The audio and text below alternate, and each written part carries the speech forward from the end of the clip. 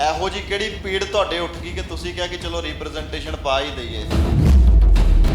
ਅਗਰ ਉਹਨਾਂ ਨੂੰ ਫਰੀडम ਆਫ ਸਪੀਚ ਹੈ ਤਾਂ ਉਹਦੇ ਉੱਤੇ ਕੁਝ ਰੀਜ਼ਨੇਬਲ ਰਿਸਟ੍ਰਿਕਸ਼ਨਸ ਵੀ ਨੇ ਤੇ ਪਾਰਲੀਮੈਂਟਰੀ ਲੈਂਗੁਏਜ ਵੀ ਯੂਜ਼ ਕੀਤੀ ਜਾ ਸਕਦੀ ਹੈ ਰੈਦਰ ਦੈਨ ਸਾਰਿਆਂ ਨੂੰ ਇੱਕੋ ਹੀ ਪੰਜੇ ਉਂਗਲਾਂ ਕਦੀ ਵੀ ਇੱਕ ਬਰਾਬਰ ਨਹੀਂ ਹੁੰਦੀਆਂ। ਸਾਰਿਆਂ ਨੂੰ ਇੱਕੋ ਚੀਜ਼ ਦੇ ਵਿੱਚ ਤੋਲਣਾ ਮੈਨੂੰ ਲੱਗਦਾ ਗਲਤ ਹੈ।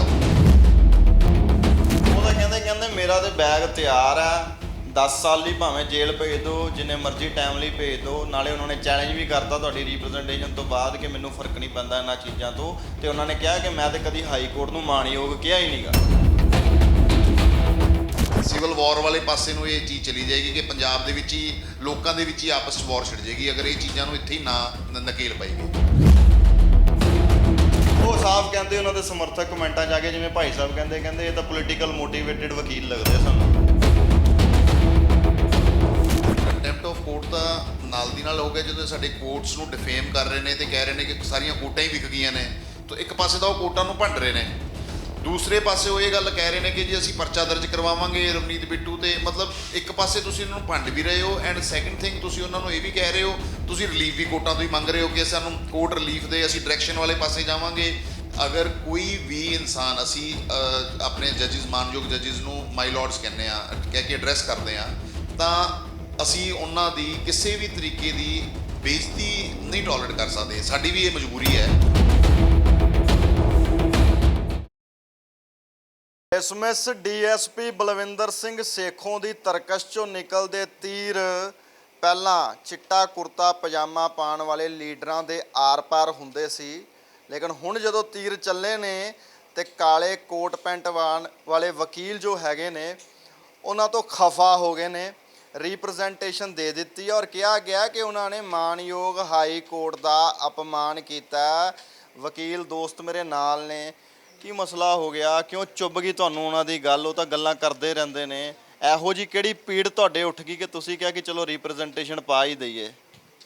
ਇਹਦੇ ਵਿੱਚ ਪੀੜ ਤਾਂ ਇਹ ਉੱਠਦੀ ਹੈ, ਬੰਦਾ ਜਿੱਥੇ ਵੀ ਕੰਮ ਕਰਦਾ ਹੁੰਦਾ ਹੈ ਤਰੀਕਾ ਜੀ, ਜਿੱਥੇ ਵੀ ਕੰਮ ਕਰਦਾ ਹੁੰਦਾ ਉੱਥੇ ਨਾਲ ਉਹਦੇ ਸੈਂਟੀਮੈਂਟਸ ਵੀ ਜੁੜੇ ਹੁੰਦੇ ਨੇ।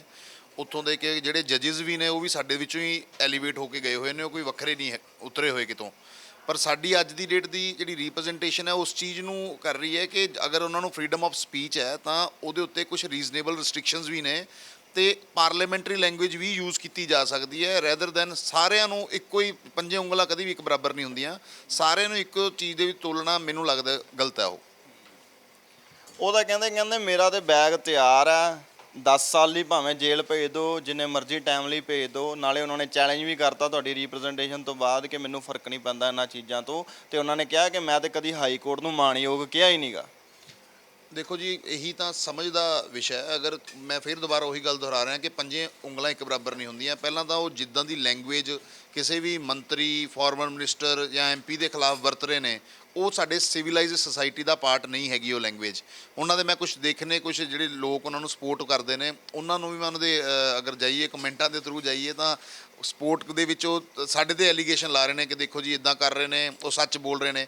ਸੱਚ ਬੋਲਣ ਦਾ ਵੀ ਇੱਕ ਤਰੀਕਾ ਹੈ। ਅਗਰ ਇਹ ਸਾਰੀ ਸੋਸਾਇਟੀ ਇੱਕ ਦੂਜੇ ਨੂੰ ਗਾਲੋ ਗਾਲੀ ਹੋ ਜਾਏਗੀ ਨਾ, ਤਾਂ ਉਹ ਚੀਜ਼ ਮੈਨੂੰ ਲੱਗਦਾ ਹੈ ਕਿ ਇੱਕ ਸਿਵਲ ਵਾਰ ਵਾਲੇ ਪਾਸੇ ਨੂੰ ਇਹ ਚੀਜ਼ ਚਲੀ ਜਾਏਗੀ ਕਿ ਪੰਜਾਬ ਦੇ ਵਿੱਚ ਹੀ ਲੋਕਾਂ ਦੇ ਵਿੱਚ ਹੀ ਆਪਸ 'ਚ ਵਾਰ ਛਿੜ ਜਾਏਗੀ ਅਗਰ ਇਹ ਚੀਜ਼ਾਂ ਨੂੰ ਇੱਥੇ ਹੀ ਨਾ ਨਕੇਲ ਪਾਈ ਗਈ। ਭਾਈ ਸਾਹਿਬ ਇੱਕ ਚੀਜ਼ ਦੱਸੋ, ਡੀਐਸਪੀ ਸੇਖੋਂ ਤਾਂ ਡਿਸਮਿਸ ਹੋ ਚੁੱਕੇ। ਸੇਖੋਂ ਸਾਹਿਬ ਤਾਂ ਹਰੇਕ ਦੇ ਲਈ ਜੋ ਵੀ ਚੀਜ਼ਾਂ ਵਰਤਦੇ ਨੇ ਇਹਦੇ 'ਚ ਕੰਟੈਂਪਟ ਆਫ ਕੋਰਟ ਕਿਵੇਂ ਹੋ ਗਿਆ? ਜਾਂ ਤਾਂ ਉਹਨਾਂ ਨੇ ਕੋਰਟ ਦਾ ਕੋਈ ਆਰਡਰ ਡਿਸਓਬੇ ਕੀਤਾ ਹੋਵੇ ਤਾਂ ਮੰਨਿਆ ਜਾ ਸਕਦਾ ਕੰਟੈਂਪਟ ਆਫ ਕੋਰਟ ਹੈ, ਜਾਂ ਕੋਈ ਲੀਗਲ ਪ੍ਰੋਸੀਜਰ ਦੇ ਵਿੱਚ ਉਹਨਾਂ ਨੇ ਆ ਕੇ ਕੋਈ ਲੱਤ ਫਸਾਤੀ ਹੋਵੇ ਤਾਂ ਮੰਨਿਆ ਜਾਵੇ ਕਿ ਕੰਟੈਂਪਟ ਆਫ ਕੋਰਟ ਹੈ। ਉਹ ਸਾਫ਼ ਕਹਿੰਦੇ ਉਹਨਾਂ ਦੇ ਸਮਰਥਕ ਕਮੈਂਟਾਂ 'ਚ ਆ ਕੇ, ਜਿਵੇਂ ਭਾਈ ਸਾਹਿਬ ਕਹਿੰਦੇ ਇਹ ਤਾਂ ਪੋਲੀਟੀਕਲ ਮੋਟੀਵੇਟਿਡ ਵਕੀਲ ਲੱਗਦੇ ਸਾਨੂੰ। ਬ੍ਰਦਰ, ਅਸੀਂ ਤਾਂ ਉਹਨਾਂ ਦੀ ਲੈਂਗੁਏਜ ਹੈ ਨਾ, ਉਹਦੇ ਰਿਗਾਰਡਿੰਗ ਹੀ ਅਸੀਂ ਇਸ਼ੂ ਕਰ ਰਹੇ ਹਾਂ। ਸ਼ਰੇਆਮ ਹੀ ਕੋਰਟਸ ਦੇ ਖਿਲਾਫ ਬੋਲਣਾ, ਬੜੀ ਗਲਤ ਸ਼ਬਦਾਵਲੀ ਯੂਜ਼ ਕਰਨੀ, ਮੇਨ ਤਾਂ ਇਹੀ ਚੀਜ਼ ਹੈ। ਗਲਤ 'ਚ ਮਤਲਬ ਕੀ ਗਲਤ ਕਹਿਤਾ ਉਹਨਾਂ ਨੇ? ਤੁਸੀਂ ਨੈਕਸਟਸ ਦੇ ਵਿੱਚ ਵੀਡੀਓਜ਼ ਵੀ ਲਾਈਆਂ ਹੋਣੀਆਂ ਨਾਲ ਰਿਪਰੈਜ਼ੈਂਟੇਸ਼ਨ ਦੇ, ਕੀ ਇਹੋ ਜਿਹਾ ਗਲਤ ਕੀ ਉਹਨਾਂ ਨੇ ਕਹਿਤਾ? ਉਹ ਤਾਂ ਕਹਿੰਦੇ ਕਿ ਹਾਂ ਤੁਸੀਂ ਕੋਰਟ ਦੇ ਆਰਡਰਸ ਨੂੰ ਮੰਨਦੇ ਹੋ ਜਾਂ ਕੋਰਟ ਨੂੰ ਕੋਰਟ ਮੰਨਦੇ ਹੋ, ਲੇਕਿਨ ਉਹ ਕਹਿੰਦੇ ਕਿ ਉੱਥੇ ਤਾਂ ਜਿਵੇਂ ਉਹ ਕਹਿੰਦੇ ਪਏ ਕਿ ਹਾਂ ਉੱਥੇ ਇੱਕ ਵਪਾਰ ਚੱਲਦਾ ਪਿਆ। ਤੇ ਤੁਹਾਨੂੰ ਉਹਦੇ 'ਚ ਬੁਰਾ ਕੀ ਲੱਗਾ? ਕੀ ਚੀਜ਼ ਦੇ ਨਾਲ ਕੰਟੈਂਪਟ ਆਫ ਕੋਰਟ ਕਿਵੇਂ ਹੋ ਗਿਆ? ਕੰਟੈਂਪਟ ਆਫ ਕੋਰਟ ਤਾਂ ਨਾਲ ਦੀ ਨਾਲ ਹੋ ਗਿਆ ਜਦੋਂ ਸਾਡੇ ਕੋਰਟਸ ਨੂੰ ਡਿਫੇਮ ਕਰ ਰਹੇ ਨੇ ਤੇ ਕਹਿ ਰਹੇ ਨੇ ਕਿ ਸਾਰੀਆਂ ਕੋਰਟਾਂ ਹੀ ਵਿਕ ਗਈਆਂ ਨੇ।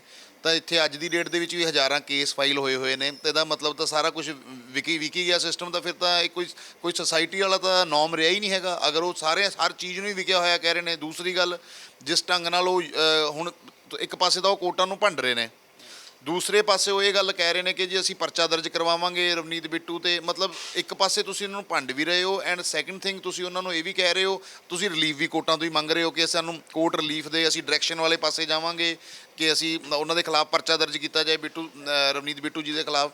ਤਾਂ ਮੈਨੂੰ ਇਹ ਗੱਲ ਸਮਝ ਨਹੀਂ ਆ ਰਹੀ ਕਿ ਉਹ ਦੋਨੋਂ ਪਾਸੇ ਹੀ ਚੱਲ ਰਹੇ ਨੇ ਐਂਡ ਉਹਨਾਂ ਨੂੰ ਇਸ ਚੀਜ਼ ਦਾ ਸਟੈਂਡ ਕਲੀਅਰ ਕਰਨਾ ਚਾਹੀਦਾ। ਫਿਰ ਤਾਂ ਤੁਹਾਡਾ ਵਿਸ਼ਵਾਸ ਹੀ ਨਹੀਂ ਹੈਗਾ ਕੋਰਟਾਂ ਦੇ ਵਿੱਚ, ਫਿਰ ਤੁਸੀਂ ਉਹਨਾਂ ਤੋਂ ਮੰਗ ਕੀ ਰਹੇ ਹੋ ਕਿ ਉਹਨਾਂ ਦੇ ਖਿਲਾਫ ਆ ਧਾਰਾ ਦਰਜ ਕਰਨੀ ਚਾਹੀਦੀ ਹੈ, ਮੈਂ ਆਸ਼ੂ ਜੀ ਦੇ ਖਿਲਾਫ ਕਰੋ, ਜੋ ਤੁਹਾਡੇ ਕੋਲ ਪ੍ਰੂਫ ਹੈ ਤੁਸੀਂ ਉਹ ਪ੍ਰੋਡਿਊਸ ਕਰੋ। ਪਰ ਤੁਸੀਂ ਇੱਕੋ ਤਕੜੀ 'ਚ ਨਾ ਸਾਰਿਆਂ ਨੂੰ ਤੋਲੋ ਕਿ ਤੁਸੀਂ ਉਹ ਫਲਾਣਾ ਬੰਦਾ ਬੇਲ ਲੈ ਕੇ ਆਇਆ, ਕੋਰਟਾਂ ਨੂੰ ਖਰੀਦ ਕੇ ਲੈ ਕੇ ਆਇਆ, ਉਹ ਕੋਰਟਾਂ ਨੂੰ ਪੈਸੇ, it means to say that ਕਿ ਕੋਰਟਸ ਨੂੰ ਪੈਸੇ ਦੇ ਕੇ ਬੇਲ ਖਰੀਦੀ ਨਾ।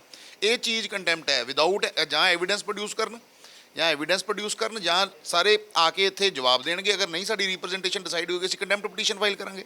ਅਜੇ ਤੁਹਾਨੂੰ ਉਹ ਵੀ ਯਾਦ ਹੋਣਾ ਜਦੋਂ 4 ਜੱਜ ਬਾਹਰ ਆਏ ਸੀਗੇ ਸੁਪਰੀਮ ਕੋਰਟ ਦੇ 2018 ਦੇ ਵਿੱਚ, ਤੇ ਉਹਨਾਂ ਨੇ ਕਿਹਾ ਸੀਗਾ ਕਿ ਸੁਪਰੀਮ ਕੋਰਟ ਜਿਹੜੀ ਹੈਗੀ ਆ ਆਰਡਰ ਦੇ ਵਿੱਚ ਨਹੀਂ ਚੱਲਦੀ ਪਈ।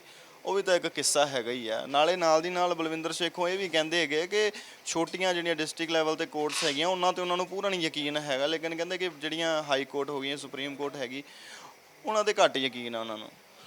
ਦੇਖੋ ਸਰ, ਮੈਂ ਕਿਸੇ ਦੀ ਆਪਾਂ ਸੋਚ ਤੇ ਜ਼ੁਬਾਨ ਨੂੰ ਨਹੀਂ ਫੜ ਸਕਦੇ, ਪਰ ਮੈਂ ਤੁਹਾਨੂੰ ਇੱਕ ਗੱਲ ਜ਼ਰੂਰ ਦੱਸ ਦਿੰਦਾ ਕਿ ਅਗਰ ਕੋਈ ਵੀ ਇਨਸਾਨ, ਅਸੀਂ ਆਪਣੇ ਜੱਜਿਸ, ਮਾਨਯੋਗ ਜੱਜਿਸ ਨੂੰ ਮਾਈ ਲਾਰਡਸ ਕਹਿੰਦੇ ਆ, ਕਹਿ ਕੇ ਐਡਰੈਸ ਕਰਦੇ ਆ, ਤਾਂ ਅਸੀਂ ਉਹਨਾਂ ਦੀ ਕਿਸੇ ਵੀ ਤਰੀਕੇ ਦੀ ਬੇਇੱਜ਼ਤੀ ਨਹੀਂ ਟੋਲਰੇਟ ਕਰ ਸਕਦੇ। ਸਾਡੀ ਵੀ ਇਹ ਮਜਬੂਰੀ ਹੈ, ਮਜਬੂਰੀ ਲਾ ਲਓ ਕਿ ਅਸੀਂ ਨਹੀਂ ਬੇਇੱਜ਼ਤੀ ਟੋਲਰੇਟ ਕਰ ਸਕਦੇ ਉਹਨਾਂ ਦੀ।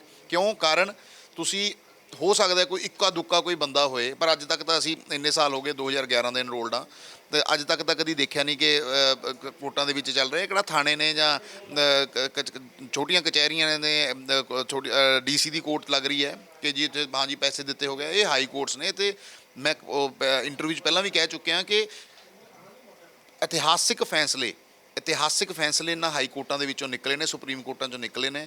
ਉਸ ਥਾਂ ਦੇ ਉੱਤੇ ਉਹ ਬਾਰ-ਬਾਰ ਇੱਕੋ ਚੀਜ਼ ਨੂੰ ਦੁਹਰਾ ਰਹੇ ਨੇ, ਸਭ ਕਰਪਟ ਹੈ, ਮੇਰੇ ਤੋਂ ਉਹਨਾਂ ਦਾ ਉਮੀਦ ਨਹੀਂ ਹੈਗੀ। ਇਹ ਚੀਜ਼ ਮੈਨੂੰ ਲੱਗਦਾ ਕਿ ਉਹ ਕੋਈ ਵੀ ਚੀਜ਼ ਪ੍ਰੋਟੈਸਟ ਵੀ ਕਰਨਾ ਤਾਂ ਉਹਦੀ ਪਾਰਲੀਮੈਂਟਰੀ ਲੈਂਗੁਏਜ ਹੈ। ਇੱਕ ਸਿਵਲਾਈਜ਼ਡ ਸੋਸਾਇਟੀ 'ਚ ਅਸੀਂ ਰਹਿ ਰਹੇ ਹਾਂ ਐਂਡ ਉਹ ਸਿਵਲਾਈਜ਼ਡ ਸੋਸਾਇਟੀ ਦਾ ਪਾਰਟ ਹੋਣ ਦੇ ਨਾਤੇ ਉਹ ਲੈਂਗੁਏਜ ਨੂੰ ਆਪਣੀ ਨੂੰ ਸੁਧਾਰਨ, ਇਸ ਕਰਕੇ ਹੀ ਇਸ ਕੰਟੈਂਪਟ ਦੀ ਐਪਲੀਕੇਸ਼ਨ ਅਸੀਂ ਫਾਈਲ ਕੀਤੀ। ਉਹਨਾਂ ਨੂੰ ਕਿਸ ਨਤੀਜੇ ਤੱਕ ਪਹੁੰਚਾਓਗੇ ਜਾਂ ਲੈ ਕੇ ਜਾਓਗੇ? ਅਸੀਂ ਇੱਕ ਹਫ਼ਤਾ ਵੇਟ ਕਰਾਂਗੇ ਕਿ ਉਹਨਾਂ ਦੀ ਸਾਡੀ ਰਿਪਰੈਜ਼ੈਂਟੇਸ਼ਨ ਦਾ ਕੋਈ ਜਵਾਬ ਆਉਂਦਾ, ਉਸ ਤੋਂ ਬਾਅਦ ਅਸੀਂ ਕੰਟੈਂਪਟ ਪਟੀਸ਼ਨ ਇਹਨਾਂ ਦੇ ਖਿਲਾਫ ਫਾਈਲ ਕਰਾਂਗੇ ਵਿਦ ਐਵੀਡੈਂਸ ਕਰਾਂਗੇ। ਅਸੀਂ ਹਵਾ 'ਚ ਨਹੀਂ ਗੱਲਾਂ ਕਰਾਂਗੇ। ਜੋ ਇਹਨਾਂ ਨੇ ਕੀਤਾ, ਮੈਂ ਇਹਨਾਂ ਦੀ ਕੱਲ੍ਹ ਦੀ ਵੀ ਇੰਟਰਵਿਊ ਸੁਣ ਰਿਹਾ ਸੀ, ਤਾਂ ਉਹਦੇ ਵਿੱਚ ਵੀ ਇਹਨਾਂ ਨੇ ਗੱਲ ਕਹੀ ਹੈ ਕਿ ਮੈਨੂੰ ਖੁਸ਼ੀ ਹੈ ਕਿ ਕਿਸੇ ਨੇ ਹਿੰਮਤ ਦਿਖਾਈ ਹੈ। ਹੁਣ ਜੱਜਿਸ ਦਿਖਾਣ ਮੈਨੂੰ ਹਿੰਮਤ ਕਿ ਮੈਨੂੰ ਕਾਲ ਕਰਨ ਦੀ। ਇਹ ਸਭ ਕੁਝ ਅਸੀਂ ਨਾਲ ਐਵੀਡੈਂਸ ਲਗਾ ਕੇ ਨਾਲ ਪ੍ਰੋਡਿਊਸ ਕਰਾਂਗੇ। ਬਾਕੀ ਲਾਰਡਸ਼ਿਪ ਜੋ ਕਰਨਗੇ ਕੇਸ ਨੂੰ ਪ੍ਰੋਡਿਊਸ ਕਰਾਂਗੇ, ਜੋ ਡਿਸੀਜਨ ਹੋਊਗਾ ਸਿਰ ਮੱਥੇ ਹੋਊਗਾ। ਮਤਲਬ ਸੇਖੋਂ ਸਾਹਿਬ ਦੀ ਉਸ ਗੱਲ ਨੂੰ ਤੁਸੀਂ ਚੈਲੰਜ ਦੀ ਤਰ੍ਹਾਂ ਲਿੱਤਾ? ਚੈਲੰਜ ਵੀ ਹੈ। ਚੈਲੰਜ ਦਾ ਇਹ ਹੈ ਕਿ ਸਾਡੀ ਜਿਹੜੀ ਇੱਥੇ ਦੇ ਇੰਸਟੀਟਿਊਟ 'ਤੇ ਅਸੀਂ ਕੰਮ ਕਰ ਰਹੇ ਹਾਂ, ਉਸ ਇੰਸਟੀਟਿਊਟ ਨੂੰ ਅਗਰ ਕੋਈ ਡਿਫੇਮ ਕਰ ਰਿਹਾ ਤਾਂ ਉਹਨੂੰ ਪ੍ਰੋਟੈਕਟ ਕਰਨਾ ਇੱਕ ਹਰ ਐਡਵੋਕੇਟ ਦੀ ਡਿਊਟੀ ਬਣਦੀ ਹੈ। ਬਹੁਤ ਐਡਵੋਕੇਟਸ ਦਾ ਮੈਨੂੰ ਫੋਨ ਵੀ ਆਇਆ, ਪਰਸਨਲੀ ਵੀ ਮਿਲੇ ਨੇ, ਜਿਨ੍ਹਾਂ ਨੇ ਇਹ ਗੱਲ ਕਹੀ ਹੈ ਕਿ ਹਾਂ ਇਹ ਕੁਝ ਜ਼ਿਆਦਾ ਹੀ ਹੋ ਰਿਹਾ ਹੁਣ, ਕਿ ਲੋਕਾਂ ਦਾ ਅਗਰ ਬਲੀਫ ਸਿਸਟਮ ਖਤਮ ਹੋ ਗਿਆ, ਸਿਸਟਮ 'ਚ ਹੀ ਜਦ ਬਲੀਵ ਹੀ ਨਹੀਂ ਕਰਨਗੇ ਲੋਕ, ਤਾਂ ਉਹ ਆਟੋਮੈਟਿਕ ਹੀ ਸਿਵਲ ਵਾਰ ਵਾਲੀ ਸਾਈਡ ਚੀਜ਼ਾਂ ਲੈ ਕੇ ਜਾਏਗੀ। ਸੋ ਸੇਖੋਂ ਸਾਹਿਬ ਦੀ ਜ਼ੁਬਾਨ 'ਚੋਂ ਨਿਕਲੇ ਜੋ ਅਲਫਾਜ਼ ਨੇ, ਉਹਨਾਂ ਦੇ ਨਾਲ ਕਈ ਫੱਟ ਲੱਗੇ ਨੇ ਔਰ ਫੱਟ ਜੋ ਹੈਗੇ ਕੈਮਰੇ ਦੇ ਥਰੂ ਤੁਹਾਡੇ ਤੱਕ ਪਹੁੰਚ ਗਏ ਨੇ ਔਰ ਰਿਪਰੈਜ਼ੈਂਟੇਸ਼ਨ ਜੋ ਹੈਗੀ ਉਹ ਫਾਈਲ ਕਰ ਦਿੱਤੀ ਗਈ ਹੈ। ਇਸ ਤੋਂ ਬਾਅਦ ਉਹ ਕਹਿੰਦੇ ਆ ਕਿ ਰਿਟ ਪਟੀਸ਼ਨ ਵੀ ਫਾਈਲ ਕਰਾਂਗੇ। ਕੈਮਰੇ ਤੇ ਸਾਦਰ ਸੀਗੇ ਸੁਖਵਿੰਦਰ, ਮੈਂ ਲੰਕੇਸ਼ ਤ੍ਰਿਖਾ, ਰੋਜ਼ਾਨਾ ਸਪੋਕਸਮੈਨ ਦੇ ਲਈ।